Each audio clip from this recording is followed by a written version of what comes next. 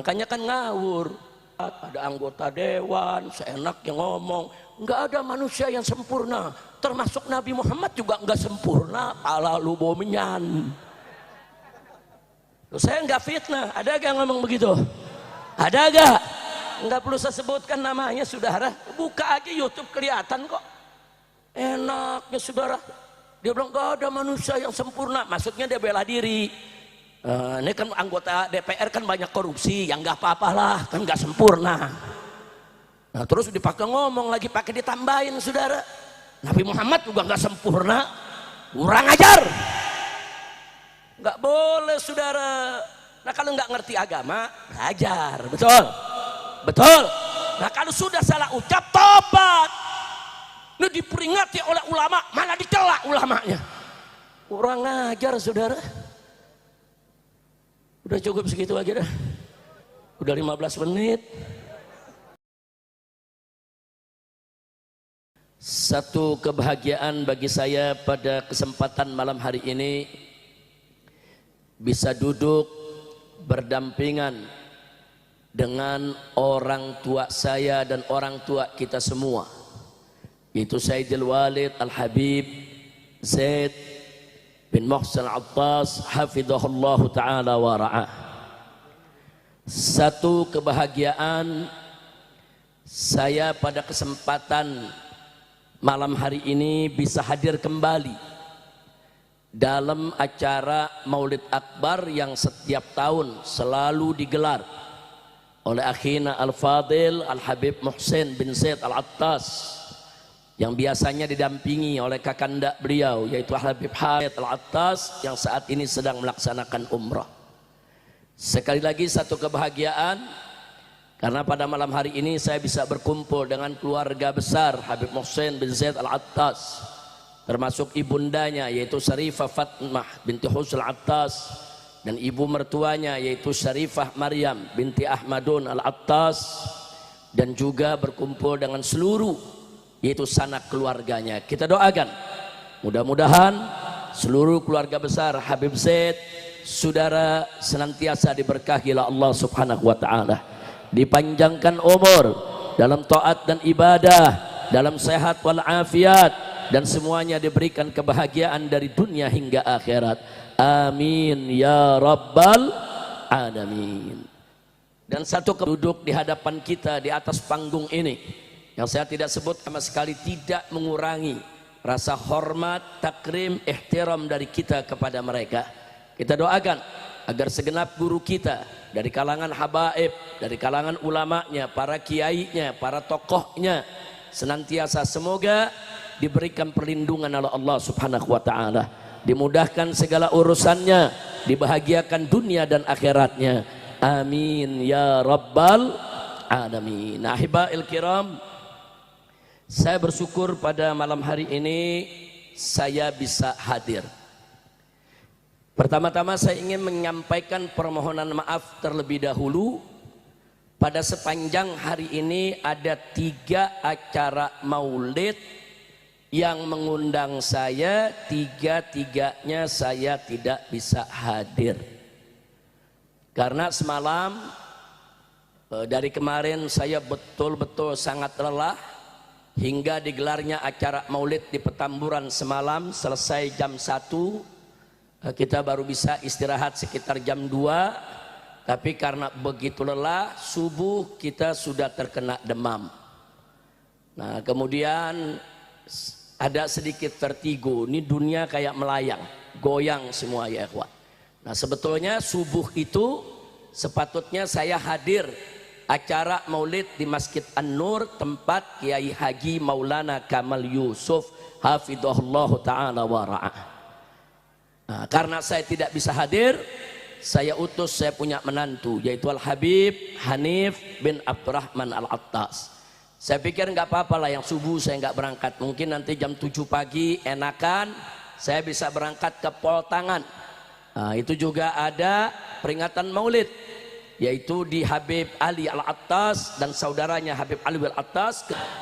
Akhirnya ke Kiai Kamal, langsung ke Poltangan, langsung akhirnya ke Selipi. Semuanya bisa teratasi, alhamdulillah. lillah. Doakan agar semua menantu saya senantiasa dijaga oleh Allah. Amin ya rabbal alamin. Nah baiklah ya ikhwan, jadi jangan ngikutin Habib Muhsin. Habib Rizik ceramahnya bebas waktunya, enak aja kita batasin 15 menit aja. Setuju? Enggak, tega loh. Masya Allah, tumben ceramah Ustadz nanya setuju? Enggak, malu banget gua ngomongnya. Ya mudah-mudahan semua sehat. Di sini juga Masya Allah nih ada saudara tokoh Jawara yang sejak dulu, sejak muda sampai hari ini tetap konsisten berjuang bersama ulama. Ya alhamdulillah. Mudah-mudahan Bang Tatang terus berjuang bersama para habaib, para ulama, terus jaga keamanan ibu yang dinyatakan oleh Allah Subhanahu wa taala sebagai rahmat untuk semesta alam. Wallahu subhanahu wa ta'ala sudah dinyatakan oleh Allah sebagai rahmat untuk semesta alam, otomatis pasti Nabi adalah manusia yang sangat sempurna. Karena kalau Nabi kita tidak sempurna, mustahil saudara menjadi rahmat untuk semesta alam. Itu kata-kata lil alamin, untuk semesta alam gak sembarangan. Itu artinya apa saudara? Untuk seluruh makhluk. Karena al-alamin dalam konteks bahasa Arab itu maknanya adalah masiwallah. Apa saja selain Allah, seluruh makhluk yang ada ini ciptaan Allah, semuanya adalah al-alamin. Jadi kalau Nabi dikatakan rahmat untuk semesta alam, berarti Nabi kita diutus oleh Allah sebagai rahmat untuk alam manusianya, alam jinnya, saudara. Begitu juga alam malaikatnya, alam hewannya, alam tumbuhannya, bahkan untuk seluruh alam semesta. Shallu ala nabi. Nah, manusia yang dijadikan oleh Allah sebagai rahmat untuk semesta alam ini mustahil kalau tidak sempurna, saudara. Jadi ayat tadi sekaligus menjadi dalil bahwa Nabi kita adalah makhluk yang sempurna. Sebagaimana saya punya guru tercinta As-Sayyidul Muhaddits Al-Habib Muhammad bin Alwi Al-Maliki Al-Hasani Al-Makki, saudara, radhiyallahu ta'ala anhu wa an walidayh. Beliau mengarang sebuah kitab dengan judul Muhammad Al-Insanul Kamil. Dalam satu kitab tersebut beliau ringkikan dalil satu persatu dengan penjelasan yang luar biasa. Baik dalil Al-Quranul Karim maupun dalil dari hadis Nabi kita, saudara, tentang kesempurnaan Nabi, kesempurnaan akhlaknya, baik yang khalqiyah maupun yang khuluqiyah, saudara. Baik sifat-sifat Nabi yang berkenaan dengan jasmaninya maupun kesempurnaan akhlak Nabi yang berkenaan dengan budi pekerti. Jadi sekali lagi, Nabi yang kita peringati maulidnya pada malam hari ini bukan seorang manusia biasa, basyarun la kal basyar, bukan manusia seperti manusia lainnya, sempurna yang diutus oleh Allah sebagai rahmat untuk semesta alam. Alhamdulillah. Nabi yang kita peringati maulidnya pada malam hari ini, saudara, adalah seorang yang diberikan kesaksian oleh Allah Subhanahu wa taala akhlak yang azim. Di sini dikatakan akhlak yang azim, enggak main-main, saudara, bukan sekedar akhlak yang hasan. Akhlak yang azim, saudara, artinya akhlak yang sangat agung. Itu menunjukkan kepada kesempurnaan akhlak Nabi. Karena mustahil Nabi disebut sebagai manusia yang sempurna kalau akhlaknya tidak sempurna. Nabi menjadi manusia sempurna karena memang memiliki akhlak yang sempurna. Itulah yang dikatakan wa innaka la'ala khuluqin azim. Ini sertifikat ilahi, saudara, syahadatun ilahiyah. Sertifikat ilahi, Allah yang memberikan pernyataan. Allah yang maha mengetahui tentang kondisi nabinya, saudara. Allah yang maha mengetahui apa yang diucapkan dan dilakukan oleh Nabi di depan umatnya. Dan Allah maha mengetahui apa yang diucapkan dilakukan Nabi di belakang umatnya. Bahkan Allah maha mengetahui apa yang terlintas di benak dan pikiran kita punya Nabi, saudara. Allah yang maha tahu itulah yang memberikan kesaksian bahwa manusia ini ala khuluqin azim. Akhlak yang azim, saudara. Andai kata kita punya nabi, punya celak, punya cacat, punya kejelekan, saudara, dari segi apapun mustahil. Allah sebutkan ala khuluqin azim, saudara. Jadi ayat ini pun menjadi dalil, menjadi bukti kalau nabi adalah manusia yang sempurna. Sallu ala nabi.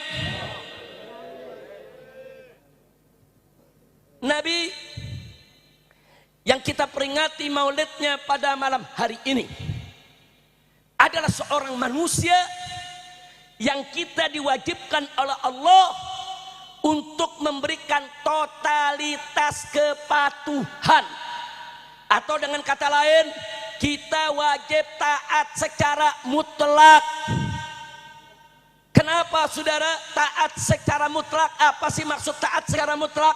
Taat secara mutlak artinya apa saja yang Nabi suruh kerjain, apa saja yang Nabi larang tinggalin. Saudara, tidak perlu banyak komentar, tidak perlu ada keraguan apapun. Sami'na wa ata'na, itu namanya ketaatan mutlak, saudara. Makanya Allah katakan dalam Al-Quranul Karim, faqala ta'ala ya ayyuhalladzina amanu athi'ullah wa athi'ur rasul. Hei orang-orang yang beriman, taatilah oleh kamu Allah dan taatilah Rasul. Enggak sampai di situ, di ayat yang lain Allah nyatakan, wa ma atakumur rasulu fakhudhuhu wa ma nahakum anhu fantahu. Apa-apa yang diberikan oleh Nabi kepada kamu ambil, dan apa-apa yang Nabi larang tinggalkan. Subhanallah, mutlak saudara, mutlak. Lagi-lagi ini jadi dalil, ini jadi bukti kalau Nabi manusia yang sempurna. Kalau Nabi tidak sempurna, mustahil kita diperintahkan taat secara mutlak, mustahil. Kita juga diperintahkan oleh Allah untuk taat kepada umara, untuk taat kepada ulama, tapi tidak mutlak. Makanya kalau kita lanjutkan ayat tadi, ya ayyuhalladzina amanu, hei orang-orang beriman, ati Allah, taatilah Allah, wa atiur rasul, dan taatilah Rasulullah, wa ulil amri minkum. Begitu ulil amri cuman wawul ataf aja saudara. Dalam bahasa Indonesianya taatilah Allah dan taatilah Rasulullah, dan dalam kurung taati juga umara, yaitu ulil amrinya. Siapa ulil amri? Ulama dan umara, saudara. Ulama ulil amri kita dalam urusan agama dan akhirat. Umara ulil amri kita dalam urusan dunia.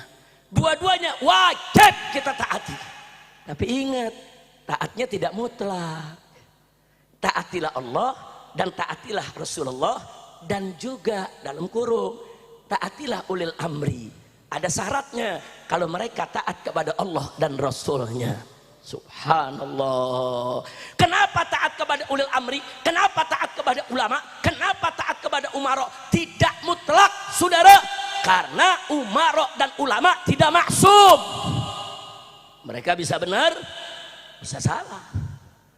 Mereka bisa benar, bisa salah. Mereka bisa taat, bisa juga maksiat. Makanya taat kepada ulama dan umara tidak mutlak.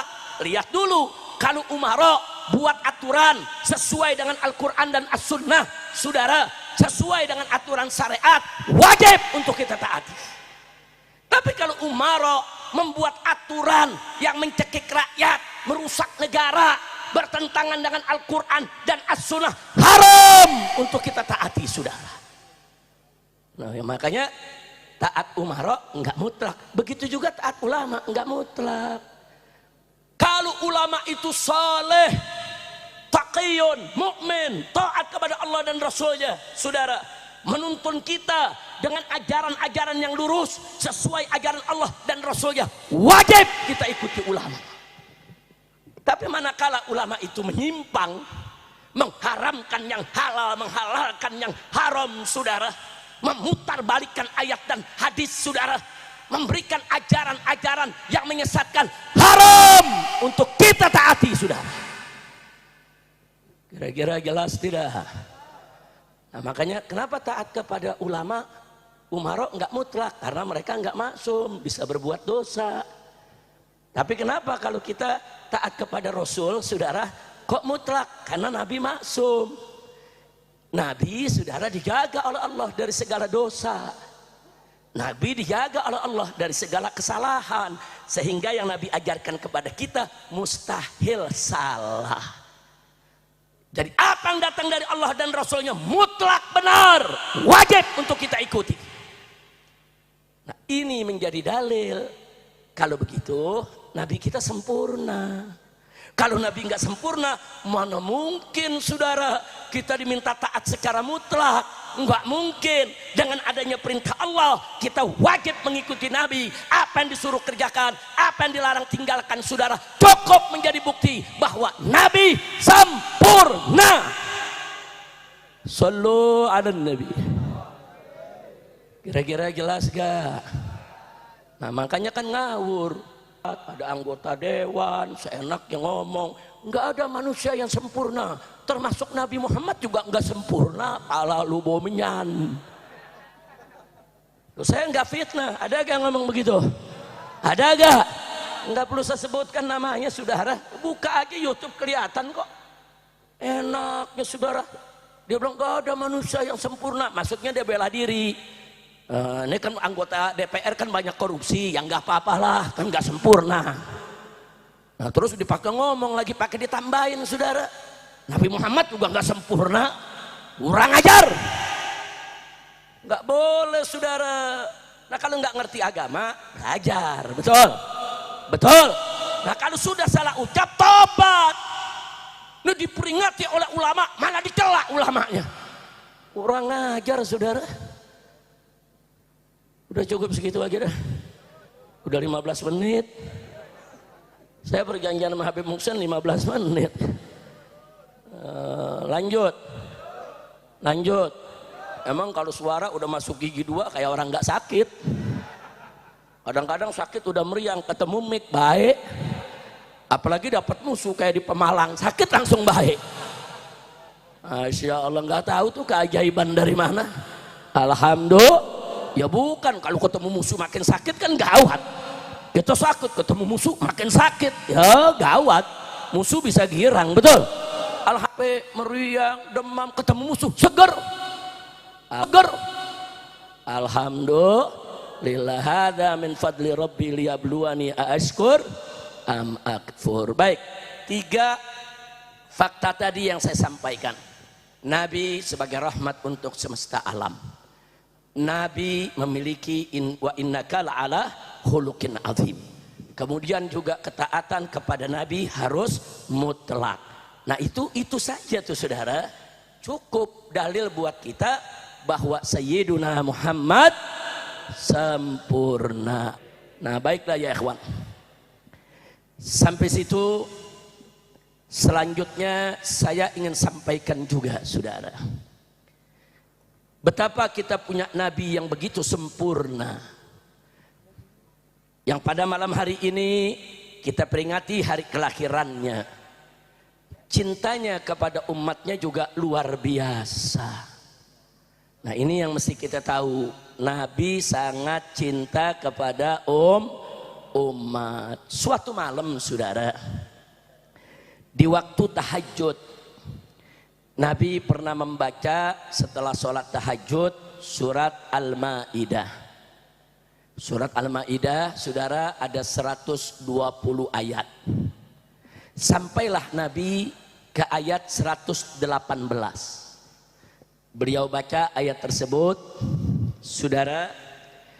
Di situ ayat tersebut tidak lain dan tidak bukan merupakan doa Nabi Isa alaihissalam untuk umatnya.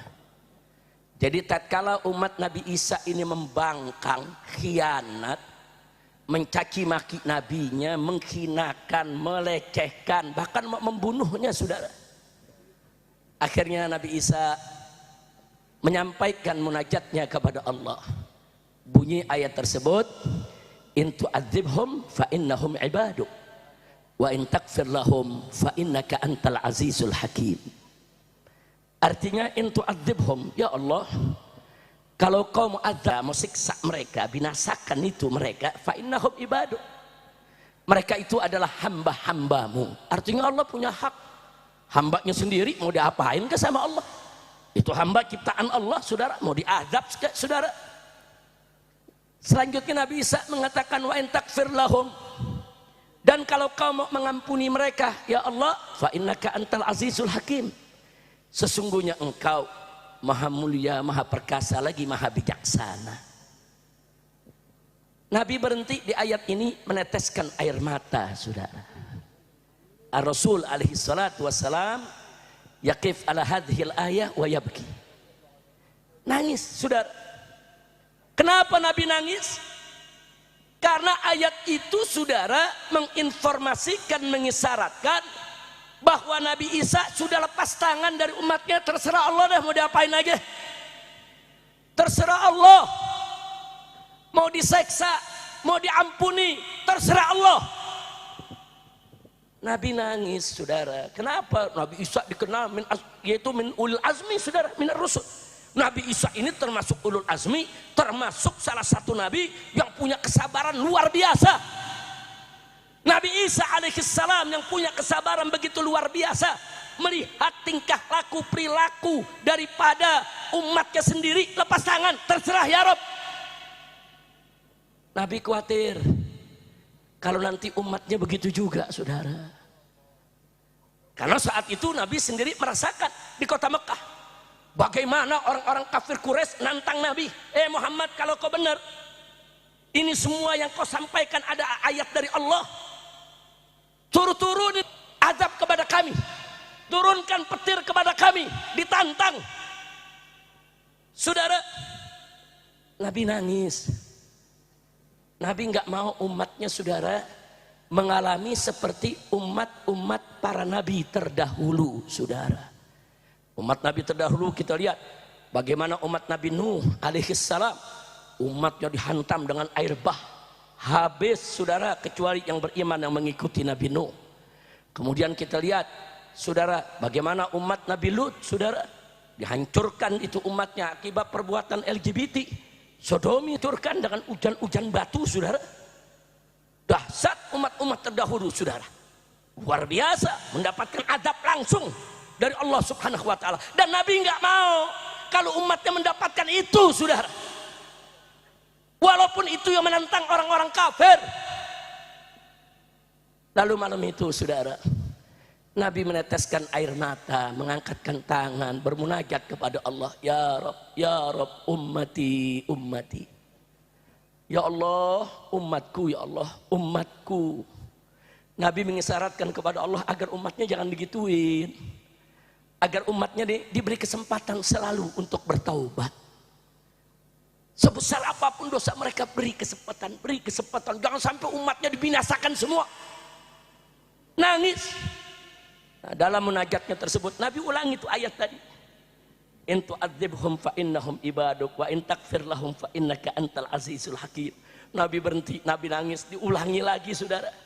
Nangis lagi Nabi, saudara. Akhirnya lewat 2/3 malam, datang malaikat Jibril membawa wahyu dari Allah.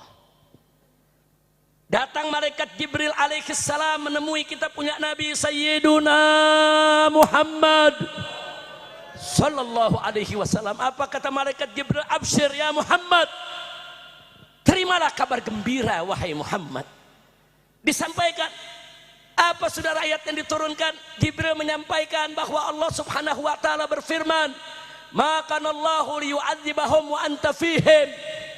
Tidak sekali-kali Allah mengadab mereka, ya Muhammad. Mereka, kau punya umat, baik umat istijabah maupun umat dakwah, saudara, yang ada di kota Mekah saat itu, termasuk kafir-kafir Quraisynya, saudara. Maka Allahu liyu'adzibahum wa anta fihim. Tidak sekali-kali Allah mengazab mereka, membinasakan mereka, sedang engkau ada di tengah-tengah mereka. Masya Allah. Senang Nabi bersyukur, sujud kepada Allah. Tapi Nabi tetap nangis. Tetap Nabi mengatakan, ya Rab ummati. Kata Jibril keheranan, ya Muhammad, apalagi? Allah sudah berikan jaminan, apalagi? Kata Nabi alaihi salatu wassalam, ya Jibril, ini jaminan kalau aku masih ada. di tengah-tengah umatku. Kalau aku sudah tidak ada bagaimana? Ummati, ummati. Terdiam malaikat Jibril, kembali meninggalkan Nabi, saudara. Terus Nabi munajat kepada Allah, sedih, meneteskan air mata. Untuk apa? Tetesan air matanya adalah untuk umatnya, saudara. Karena beliau sayang kepada umat, cinta kepada umat, nggak mau umatnya celaka, saudara. Sallu ala Nabi. Akhirnya jelang fajar, menjelang masuknya subuh, Jibril datang lagi, saudara. Absyir ya Muhammad, kabar gembira, terima ini ya Muhammad. Apalagi kabar gembiranya? Lanjutan ayat tadi, saudara. Wa ma kana Allahu mu'adzibahum wa hum yastaghfirun. Allah jamin ya Muhammad. Wa ma kana Allahu mu'adzibahum. Tidak sekali-kali Allah menjadi pengadab mereka. Wa hum yastaghfirun. Selama mereka beristighfar mohon ampun kepada Allah. Sallu ala Nabi. Keinginan Nabi dikabulkan, saudara. Luar biasa, Nabi sayang banget sama kita, saudara. Nggak mau kita celaka, nggak mau kita dibinasakan Allah. Nabi pengen kita semua selamat. Semua selamat ya ikhwan. Masya Allah. Jadi ayat tadi, saudara, fakta sejarah yang kita sampaikan barusan, saudara, ada dua poin penting yang perlu kita ketahui. Bahwa berdasarkan dua penjaga umat dari bala, saudara. Yang pertama adalah, nah Allah sendiri yang mengatakan wa anta fihim, selama engkau ada di tengah-tengah mereka ya Muhammad. Artinya Nabi kita tercinta Sayyiduna Muhammad Sallallahu Alaihi Wasallam adalah paku bumi yang menjaga umatnya dari segala macam bala dan musibah, saudara. Subhanallah. Nah pertanyaannya sekarang, Nabi sudah tiada, kembali kepada Allah. Kita masih di poin yang pertama ini, saudara. Lalu bagaimana? Apakah wa anta fihim ini sudah selesai, nggak bisa kita gunakan lagi? Nggak begitu, saudara. Para ulama mengajarkan kepada kita, walaupun Nabi sudah kembali kepada Allah, kita masih tetap bisa menghadirkan Nabi di tengah-tengah kita. Dengan bagaimana caranya? Amalkan ajarannya, hidupkan sunnahnya, taati peraturannya. Kita menghidupkan syariat Nabi, aturan Nabi, ajaran Nabi, tuntunan Nabi. Itu berarti kita selalu menghidupkan Nabi di tengah-tengah kehidupan kita, saudara. Takbir. Sallu ala Nabi. Makanya ajaran Nabi jangan ditinggal. Kalau kita jalankan apa yang diajarkan oleh Nabi, Nabi selalu berada di tengah-tengah kita, saudara. Artinya selama Nabi ada di tengah-tengah kita, dengan kita menghidupkan syariatnya, maka saudara, kunci keselamatan dari segala musibah tetap ada di tengah-tengah kita. Alhamdulillah. Kira-kira jelas gak? Jelas gak? Jadi kalau para ulama sering mengatakan, kita kalau maulid Nabi hadir, jangan salah paham. Karena peringatan maulid semacam ini, kita mensiarkan ajaran Nabi, saudara. Kita membaca selawat, membaca Quran, membaca riwayat. Itu kita sedang menghidupkan ajaran Nabi. Seolah-olah kita menghidupkan Nabi dan menghadirkan Nabi di tengah-tengah kita semua. Karena kalau kita sudah acara begini, apalagi ada penceramah, ada guru yang mengajarkan, saudara. Ada yang dakwah, amar ma'ruf, nahi munkar, saudara. Berarti kita sedang menghidupkan pelita ajaran Nabi Muhammad Sallallahu Alaihi Wasallam. Nah kalau itu kita lakukan, berarti Nabi selalu ada di tengah kita. Artinya kita masih tetap memegang kunci dari segala bala. Alhamdulillah. Begitu saya mau tanya semua, siap ikuti Nabi? Siap hidupkan ajaran Nabi? Siap bela hukum Nabi? Takbir. Nah makanya negara Indonesia yang tadi disampaikan oleh Habib Muhsin sedang semerawut ini, salah satu sebab utamanya adalah banyak yang meninggalkan ajaran Nabi. Minuman keras haram, pemimpin yang beragama Islam malah ngizinin pabrik minuman keras. Nabi sudah menyampaikan judi itu haram, para pemimpin yang memimpin umat beragama Islam malah ikut-ikutan main judi. Yang terlibat judo banyak banget pejabat. Saudara, Nabi sudah mengatakan perzinahan itu haram, saudara. Tapi sekarang pelacur itu malah dilokalisasi, diizinkan, saudara. Apa mau mereka, saudara? Pantas ada musibah di mana-mana, bencana di mana-mana. Kenapa? Karena kita tidak hidupkan Nabi di tengah kita. Karena kita tidak lagi menghidupkan ajarannya di tengah kita. Makanya kenapa Nabi memerintahkan kita amar ma'ruf nahi munkar. Kalau kita amar ma'ruf nahi munkar, ajaran Nabi akan selalu hidup, saudara. Karena orang gak berani sembarangan berbuat maksiat. Begitu amar ma'ruf nahi munkar ditinggalkan, orang akan sebebas-bebasnya melakukan maksiat. Sehingga saudara, kita tidak lagi menghidupkan ajaran Nabi di tengah kita. Inna lillahi wa inna ilaihi raji'un. Nah, maka itu saya mau tanya nih sekali lagi nih semua, mau selamat? Mau Indonesia berkah? Mau. Siap laksanakan ajaran Nabi? Siap. Siap hidupkan ajaran Nabi? Siap. Takbir. Allahu Akbar. Sallu ala Nabi. Allahumma salli wa sallim alaihi. Yang kedua, hanya dua saja tadi saya katakan, saudara, sesuai dengan ayat yang kita baca. Jadi umat ini selamat pertama, wa anta fihim, selama engkau ada di tengah-tengah umat. Nah, yuk kita hidupkan itu supaya Nabi selalu ada di tengah kita dengan menghidupkan ajarannya, insya Allah. Yang kedua, wahum yastaghfirun. Wa ma kana Allahu mu'adzibahum wa hum yastaghfirun. Allah tidak akan membinasakan mereka, menjadi pengazab mereka selama mereka saudara. Istighfar ini luar biasa. Istighfar ini, saudara, penyelamat kita dari bala, penyelamat kita dari musibah, saudara. Bahkan ulama-ulama salaf, saudara, banyak mengajarkan kepada kita bagaimana, saudara, ada riwayat-riwayat yang menjelaskan, saudara, betapa seringnya terjadi kondisi Allah sudah murka. Allah sudah murka mau mengirimkan azabnya, tapi tatkala umat manusia beristighfar, Allah enggak turunkan azabnya, saudara. Allah enggak kirimkan azabnya, Allah enggak binasakan mereka. Wahum yastaghfirun. Jadi istighfar itu luar biasa manfaatnya.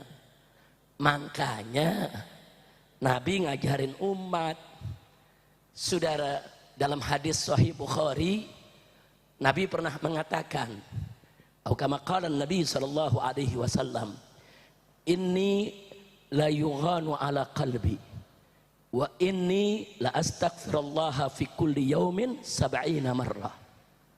Sedangkan di dalam riwayat Sahih Muslim, mi'ata marrah. Jadi Nabi mengatakan, sesungguhnya aku tertutup, aku punya hati. Nanti kita jelaskan maksudnya apa, saudara. Sesungguhnya aku tertutup, aku punya hati.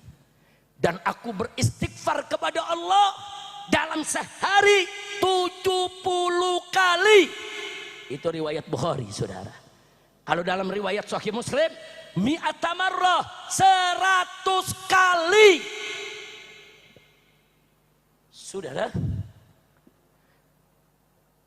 membaca hadis ini, seorang ulama besar pada zamannya ahli sufi, yaitu Al-Imam Abul Hasan As-Sadali. Beliau mencoba membaca tafsir-tafsir. Apa sih yang dimaksud?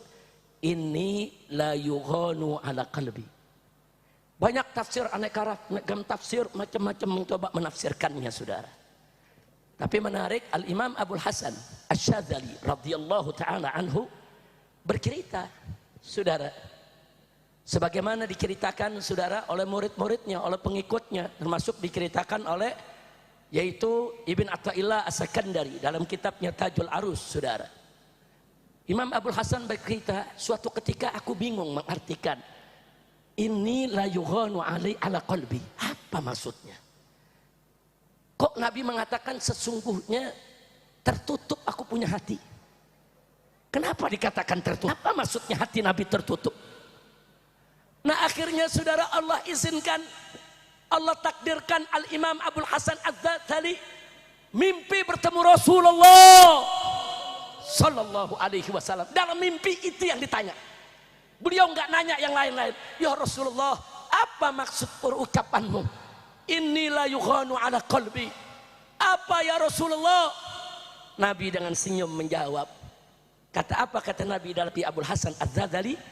Innahu ghainul anwar la ghainul aghyar. Sesungguhnya yang dimaksud liyughanu ala qalbi adalah hatiku tertutup cahaya. Udah penuh sama cahaya, udah tertutup itu hati saudara dengan aneka ragam cahaya, bukan tertutup dengan cemburu. Biasanya orang mengartikan yughana ala qalbi diartikan cemburu, iri atau dengki. Bukan oleh cemburu, iri apalagi dengki. Hatiku tertutup dengan aneka ragam cahaya sehingga aku beristighfar kepada Allah setiap hari 70 kali atau riwayat lain 100 kali. Muncul lagi pertanyaan. Kalau Nabi udah ditutupi cahaya itu hati, udah bersih, udah suci, udah mulia, kenapa mesti istighfar? Karena bagi orang awam kan istighfar, kalau istighfar berarti punya dosa. Kalau Nabi istighfar berarti Nabi punya dosa dong. Enggak begitu saudara. Kenapa Nabi beristighfar kepada Allah?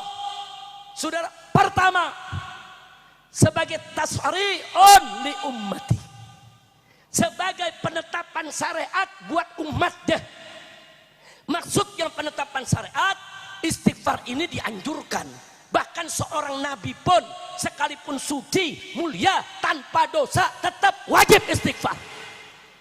Itu namanya tasri', ketetapan. Istighfar itu wajib. Masya Allah, kira-kira jelas tidak? Itu cara Nabi mendidik umatnya ya ikhwan. Yang kedua saudara, litarbiyati ummatihi, untuk pendidikan buat umat. Artinya Nabi saja yang gak punya dosa, yang suci, yang mulia, sehari 100 kali istighfar. Mestinya kita umatnya yang banyak dosa, yang berlumur maksiat, saudara, yang sudah kotor, kita punya badan dengan segala dosa, mestinya malu. Nabi saja yang gak punya dosa 100 kali istighfar per hari, mestinya kita harus lebih dari 100. Kira-kira jelas gak? Nah sekarang saya mau tanya, dahsyat gak Nabi mendidik? Hebat gak didikan Nabi? Hebat. Luar biasa. Nabi negor kita, umatku malu dong, aku yang gak punya dosa 100 kali istighfar, masa ente yang banyak dosa males istighfar? Contoh Nabi saudara, kira-kira jelas?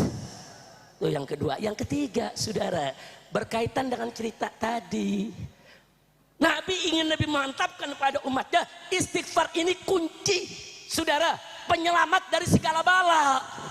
Amalkan supaya kita hidup di zaman apapun saudara, tetap kita istighfar dan membutuhkan penyelamat kita dari bala. Betul takbir, sallu ala nabi. Nah adapun singkat saja tentang kondisi yang terjadi saat ini saudara, saya menyerukan kepada seluruh umat Islam dimanapun anda berada, kondisi ini tidak main-main. Kondisi ini sangat berbahaya. Sebetulnya yang lebih berbahaya adalah gejolak politik yang ada di atas yang kita nggak lihat saudara. Ini ada pertarungan kekuasaan, ini ada pertarungan perebutan kekuasaan, sehingga manakala ada masyarakat yang turun ingin menyampaikan aspirasinya saudara, ingin menyampaikan protesnya, dilindungi oleh hukum, itu dimanfaatkan oleh kelompok-kelompok politik. Masyarakatnya nggak ada agenda politik saudara, masyarakat intinya dia mau sampaikan, dia minta keadilan. Jadi nggak betul tuh kalau dikatakan malaikat ini masyarakat yang turun ini diatur. Yang supir ojol saudara, Masya Allah, beliau sedang berjihad mencari nafkah buat keluarga.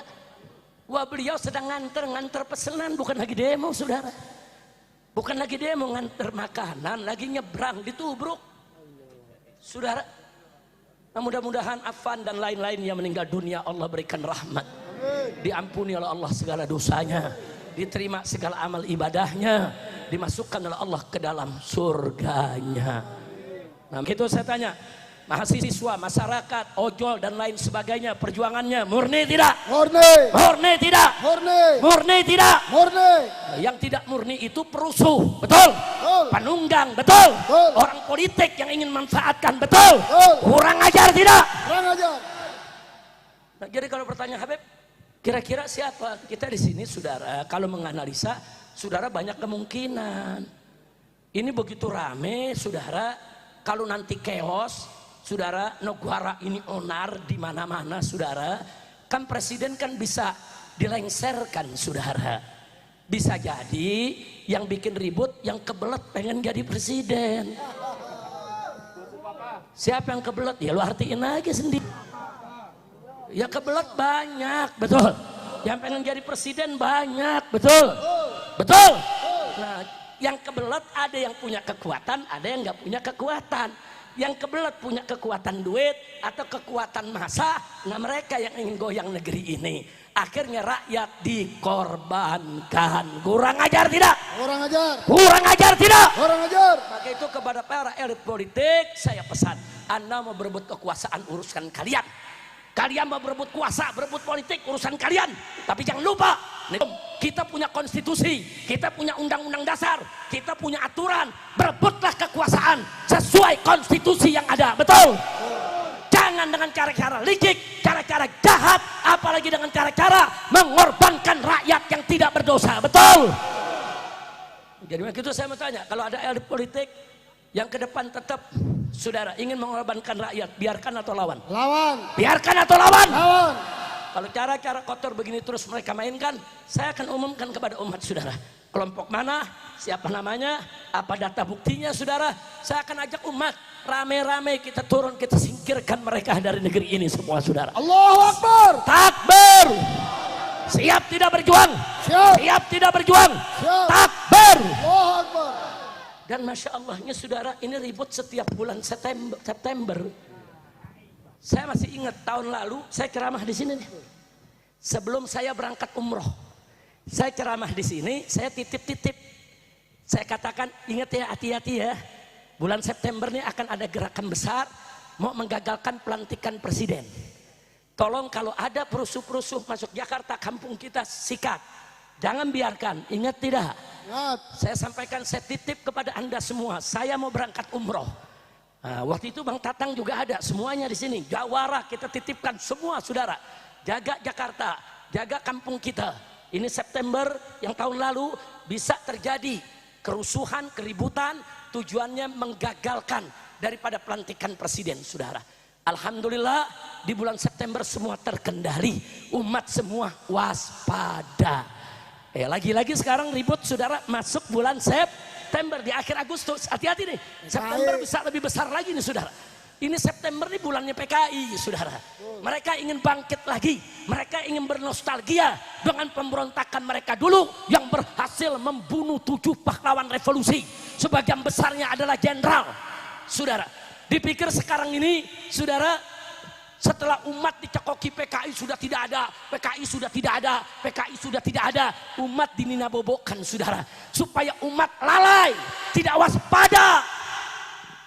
Nah begitu malam ini saya ingin ajak sekali lagi untuk waspada. Dari kemarin saya sudah keliling Jakarta, sudah ceramah di mana-mana dan sudah viral kemana-mana saudara. Umat Islam di kampung masing-masing bikin posko-posko keamanan, bikin posko-posko keamanan, bikin posko saudara. Jaga rumah kita, jaga rumah tetangga kita, jaga masjid, jaga musola, jaga majelis taklim, jaga pesantren. Jangan lupa jaga kiai, jaga ulama, saudara. Jaga tokoh-tokoh kita, saudara. Kalau ada orang hari ini berani lempar molotov ke rumah pejabat, besok bukan nggak mungkin dia berani lempar bom molotov ke rumah kiai, saudara.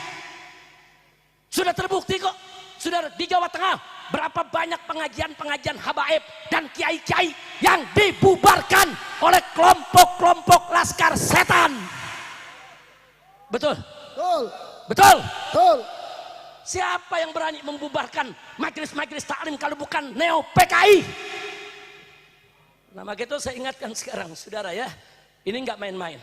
Sebelum jadi penyesalan, jaga. Dan kita nggak usah ikut-ikutan. Kalau tidak ada komando ulama, nggak usah turun saudara.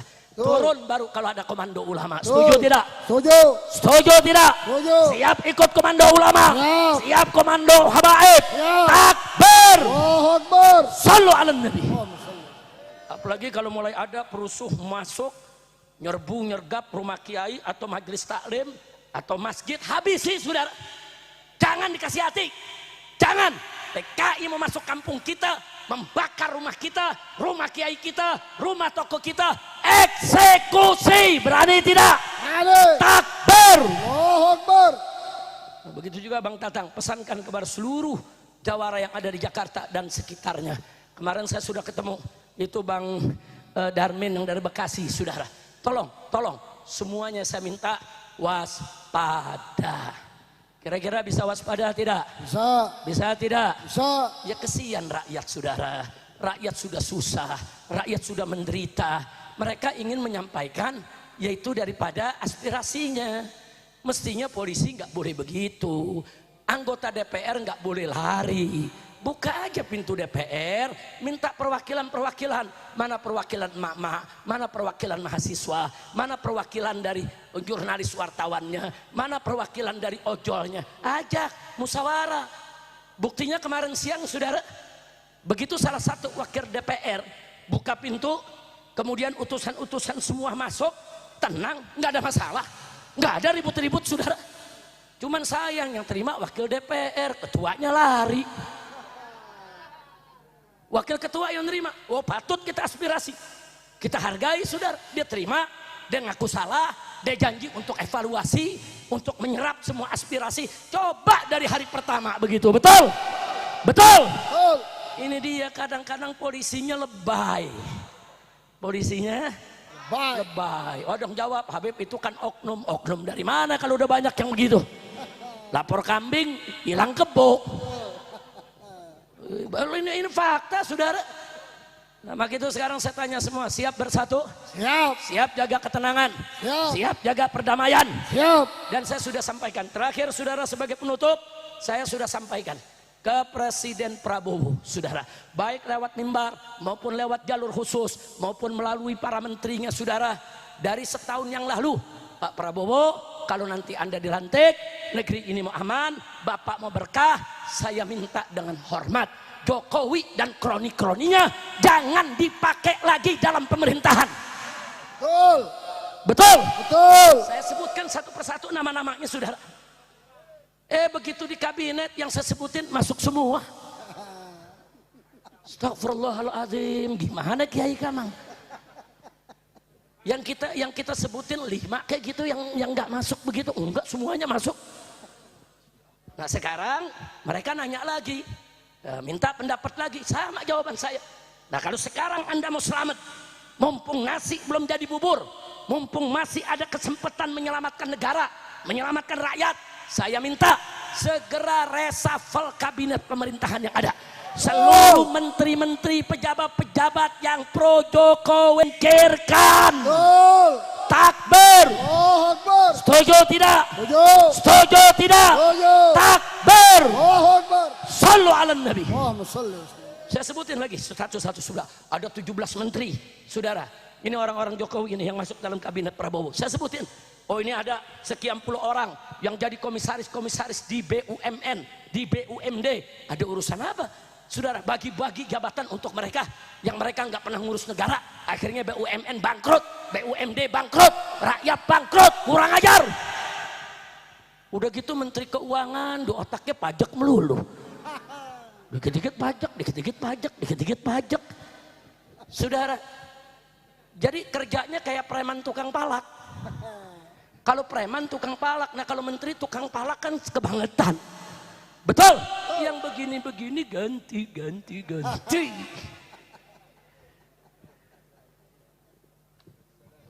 Kira-kira jelas gak? Jelas. Udah cukup dah, napas udah nyesek nih. Emang si rumah sakit sebelah.